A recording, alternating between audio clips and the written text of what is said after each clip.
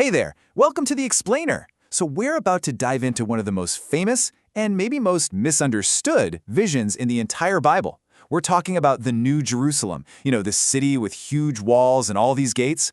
But here's the thing. What if the whole point of that wall isn't what we've always thought? So here's the verse itself, right from the Apostle John. It paints this incredible picture, this majestic holy city.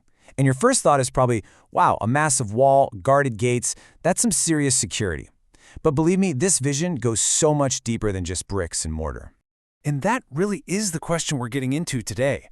What if that wall isn't meant to keep people out? We're going to try and decode this ancient vision, and trust me, we're going to uncover a message that's just, well, it's pretty surprising. It's all about protection and access, and this amazing grace that's been hiding in plain sight all along. All right, so let's get into it. First things first, we need to break down what exactly the Apostle John saw. What are the key pieces of this vision from Revelation 21? Okay, so here's the rundown. John sees this incredible city, right? The city is a symbol for the church, also called the Bride of Christ. It's got this great and high wall, 12 gates, an angel at every single gate, and get this, the names of the 12 tribes of Israel written on those gates. I mean, on the surface, it looks like Fort Knox, totally designed for maximum security. But this is where it gets really interesting.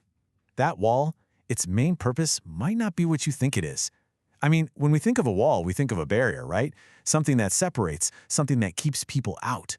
So we're being asked to completely reframe how we see this. We need to shift our thinking from a wall of stone, something built by people for separation and maybe even out of fear, to something completely different. Imagine a wall of fire, a divide wall that actually symbolizes God's protection, His holiness, and His embrace. It's a total paradigm shift. And you know what? This isn't just a new interpretation pulled out of thin air. The Bible itself backs this up. Just look at this verse from Zechariah. God literally says, "I will be under her a wall of fire round about." That's not a wall to keep people out. That's a wall of salvation to keep His people safe.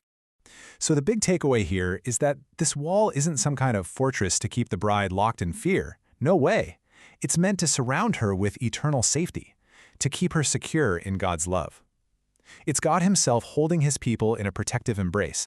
Okay, so we've talked about the wall. Now let's look at the 12 gates, because they build on this same idea of divine protection, not human exclusion. So these gates, you see, they're not there to keep people out. They're actually signs that the way in is totally secure. It's all about God's faithful promise. The names of the tribes on the gates? That's a direct link to God's covenant, showing that access isn't something you earn, it's something that was promised long ago. And this just pulls it all together so perfectly. Jesus Himself said, "I am the door."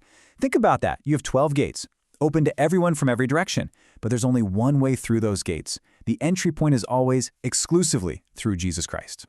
Okay, now this is where things get, well, honestly, just incredible.